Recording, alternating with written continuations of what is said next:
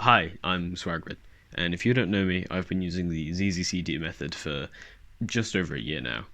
And ZZ is quite a rare method on its own, and ZZCT is even rarer despite all the hype around it at its first release.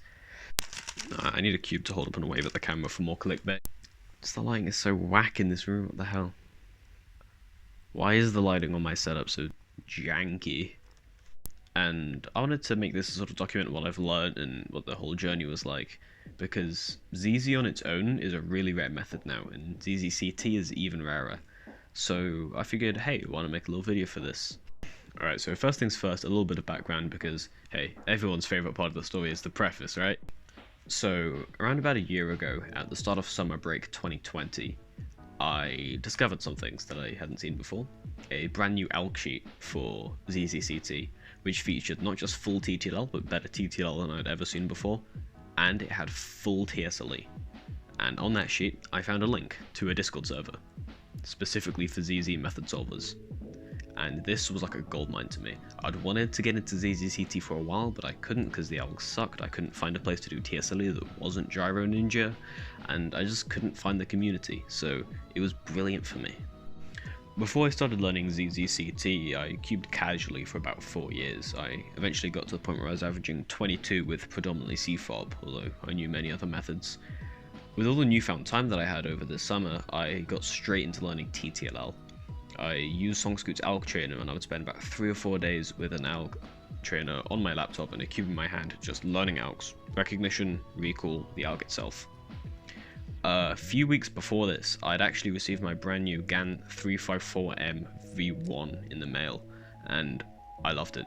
It was a step up from my old main, a non-magnetic OG Volk 3, and this was great. It fit my turning style way more, really light, really fast, my first magnetic 3x3, so I loved just turning the cube. So drilling and learning algs for 3 or 4 hours a day, no problem.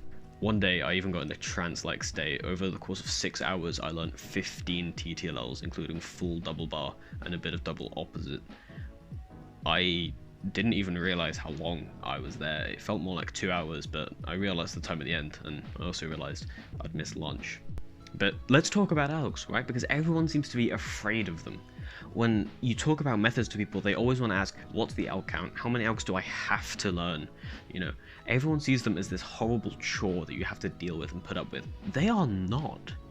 Look, I used to be terrible at learning algs, right? Like, 1 a day used to be ambitious for me. I was so bad. But when I was learning TTLL, it was so much fun, because I'd found a method that I really, really enjoyed. And just the novelty of TTLL, of being able to do an alg that puts an F2L coordinate slot and you're done with the last layer, it was so much fun. If you find something that you can enjoy, you can learn algs for it, no problem. They are fun to learn and fun to do, and it is great. I set a routine for myself, right? Or, well, really a quota. I would learn at least 3 algs a day, but realistically I would normally be more around 5 or 6, just because I actually enjoyed doing it. Don't be afraid of algs, they're your friends. And when I was doing untimed solves, I came up with a way to force different sets, right? Let's give myself a case. Let's say I'm at the point where I'm learning front opposite, but here I have a double bar case. Well, what I can do is I can use a J-perm to force an opposite case instead of a bar case, and here we have right opposite, and I can use an A-perm to force it to be front opposite, and then do that alg. So in untimed solves, I could find ways to force the algs that I had already learned earlier, which meant that I would just be doing, like, the only cases that I would get would be the ones that I was learning, which was perfect. I think alg learning is really about knowing and setting your limits and building a routine around it, because routines are what works, even for TSLE, right? Look, TSLE is a step you can learn completely intuitively, and I think that that's the best way to do it. And the reason that I think learning TSLE intuitively is the best way to do it is because I learned it algorithmically. I'm a dumbass. But I was able to learn this set of 98 algs algorithmically because I developed a good routine for it. I would pick a set, and TSLE has a whole bunch of sets on the SongScoot and on the Swagrid ZZCT documents, and it just splits it down, and any set can be, a couple of them are like 1 alg, but mostly it's around 6, 8 or 12. And I would take this set and Saturday would be my ALG learning day. I would try and learn at least half the set on Saturday, so it would either be 3, 4, or 6 ALGs. And then on Sunday, I would try and brush up on the ALGs from Saturday that I hadn't quite gotten right, and I would learn the other half set. Then I'd have the other 5 days of the week, Monday through Friday, to learn them, like actually use them in my solves, get them into muscle memory, drill them, all of that good stuff.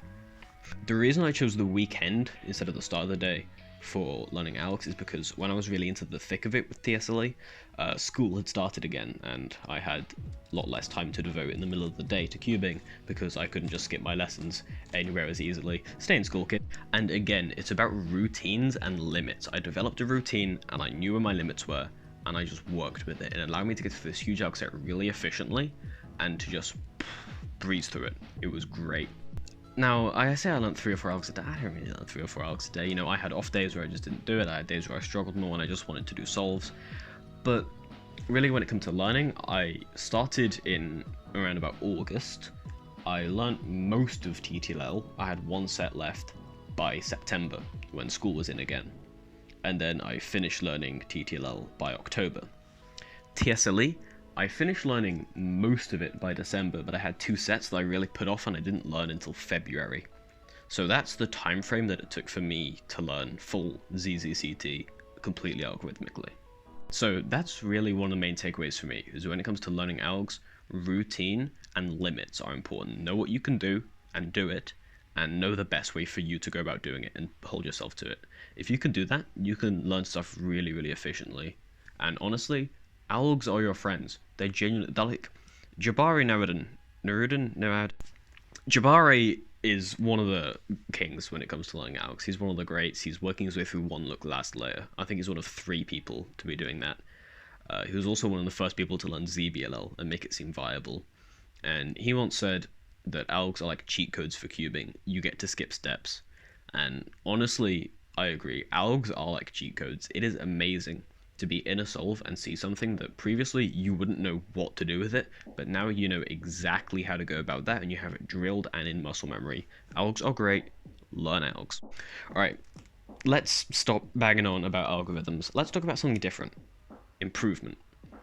I want to make a little bit more of a fleshed out ramble on improvement, so maybe I'll do that later, or maybe I'll cover everything in this video and I won't have anything else to talk about, who knows. But let's talk about my improvement. Like I said, I started at 22 seconds with CFOP, and when I swapped to ZZCT, I was averaging around about the same, 22, kind of 23 area. And that was amazing to me, because I was using like 4-look ZZCT, you know, 2-look TSLE and 2-look TTLL, and I somehow managed to make it work and have the same average time as I did in CFOP. So I kind of felt, wow, this method is for me. And I was wondering where that sort of time save come from, because, you know, I'm losing time on last layer, so where did the time save come from? It was F2L. I love ZZ F2L. It is the 8th wonder of the universe. It's great. By the time I'd learnt full TTLL and most of TSLE by around December, I was averaging 17 seconds with ZZCT, and I was actually happy with that. But eventually, you know, I finished learning TSLE in February, and that's sort of when something changed.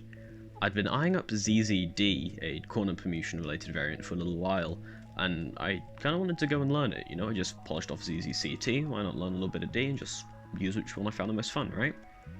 But at the same time, I'd just put so many months into ZZCT, I didn't want to walk away from it that easily. So I asked a question in the C and CT channel of ZZ Method Solvers. I've learnt full ZZCT. Do I go on screwing around, not doing much, learning other variants? Or do I try and get good with ZZCT? And it was unanimously decided on that night that I would get good with ZZCT. So shortly afterwards, I put my mind towards improvement, and I made a thread on speedsolving.com, the Operation Get Good CT. This was my Rubicon to cross. There was no going back from here. I'd openly stated out to the whole community, I'm going to improve with ZZCT, watch me. So I started looking at my own solves, and this is where I realized how to improve. The first thing is that you need to know what you're doing, right? Like, you need to know what you're good at and what you're bad at, and then you need to take the thing that you're the worst at and improve on it. It's as simple as that. You need to do a bit of targeted practice where you only work on the skill that you need to improve the most. and you improve that, and your times go down a little bit, and you can spam more solves until you start to, plateau again, and you do the same. When I was averaging 17, the thing that I was the worst at was inspection. I sucked. Most of the time in my inspection, I didn't even plan full EO. Like, I would plan like 4 edges, and then just YOLO the rest of it, and then build it into a cross and go. And I've no idea how I managed to average 17 with that, but I did. So I worked on my inspection, I worked on planning things, and I got better, and I got to, sub 16. And then going all the way from sub 15 to sub 13, honestly, all I've worked on is efficiency in F2L, because I used to have some really sucky solutions, and just how much I can plan in inspection. Nowadays, I can plan EO across a decent amount of the time. If I get a good scramble, it's fairly easy. There's some bad scrambles where I just don't. A lot of the time I do fall into the bad habit. I'll plan like EO and 2 edges or 3 edges and sort of guesstimate where the last edge is going to be and just try and go from there. Not a good way to do things. I need to work on that. I need to thoroughly formalize the moves in my head so I can go through and execute them faster, but oh well. But if there's anything to be learned from my improvement, from going from averaging 23 to 12, if there's anything that I've learned from my improvement from averaging 22 down to 12 in 1 year, it's that honesty is key. You need to be, you can't cover up oh yeah, no, I'm sure that's fine. Oh yeah, no, I'll just work on that more, that'll come with time. You need to be really honest with yourself and be like, okay, I suck at this, and I need to work on that. Because if you're not honest with yourself about what you're bad at, you're not going to be able to do targeted practice on it, and targeted practice is where improvement really kicks in. Because you're taking the worst thing in yourself and you're just bumping it up to be, maybe it's average, maybe it's above average, but it's really, really helpful. And that's probably the best way to improve in my mind. Now, there's been a couple really big moments for me in my improvement. Obviously sub 15 is a known barrier, but sub 14 was what I really had my mindset on. When I first learned full ZZCT and I was averaging 17, I was thinking to myself, how fast do I think I can be? Right, I'm not a world-class solver, I'm not the greatest in the world, I'm not some prodigy. How fast do I think I can become? And my answer was, a good version of me would average consistently sub 14. I am now sub 13. Sub 14 was a limit that I had for myself. I thought that was the best I could get. And when I got there, I realized I still had way more to improve on. And this is similar to what I was talking about with algs. I used to be terrible at learning algs. I couldn't learn 1 a day, then I started learning 5 a day, right? These limits that you think that you have, they are completely self-imposed, and you can push past them no matter what. And any limit you have is temporary, right? Limits are malleable. They can change with time. You can get a worse limit or a better limit. It doesn't matter. What's really important is not thinking that you know what your limit is, but finding your limit, actually, what it is now. And then you can work to that, right? I got to sub 14 and I think, okay, sub 14 is not my limit. I'm getting 13-second solves, and I think they're kind of mediocre. I could probably improve on that. And now I'm just about edging in sub 13. I think my average is 12.6 right now. So that's going pretty well. Another thing is that intuitive steps are huge, right? My finger tricks and my execution, they suck, right? Most of my TTL levels aren't even sub 2. I'm going to say that again. I average 12 seconds. Most of my TTL algs are not sub 2. Jesus Christ. That doesn't seem natural, right? So how have I managed to improve from 17 to 12 and drop 5 seconds while my TTLs are 2 seconds long? Honestly, the truth is that intuitive steps are so huge. EO Cross and F2L are the only things I've worked on, and I've managed to improve so much. Genuinely, I don't think people realize this, just how important those intuitive steps are, because algorithmic steps, right, they're simple, right? You learn the alg, you drill it, you get it fast, maybe you learn a better one, but that's that, right? As long as you can recognize it and remember the alg, that's all there is to algorithmic steps. Intuitive steps are so much deeper, and there's so much more room for improvement in them that people often don't even realize. And that's one of the key lessons that I've learned from it. And the final key lesson that I've really taken away from this journey on ZZCT is that people suck at inspection. Well, okay, maybe not everyone, but I was really lazy in inspection. Like I said, I could hardly plan EO all the time when I was averaging 17. I mean, that's not even that hard. It's It's like 5 or 6 moves. But you know, now I've pushed myself, and I'm still lazy with it. You know, I still don't plan ear cross properly, but I've gotten far better. Generally, I think, you know, anyone out there who looks for pointers to improve, or like is stuck, I think you should just look at how far you inspect and see if you can push it any further, and work on your intuitive steps, because those are almost always the biggest things holding people back. Or at least that's what I've found through my personal experience. They've been what's holding me back the most, and those are all that I've worked on to improve as much as I have. Another thing I've learned is that community is very, very important, right? Because you have all of these video resources, and everybody talks about, oh, CFOP is really good because it has the most resources out there. Yeah, it has the most pre-written text, the most pre-written scripts for videos.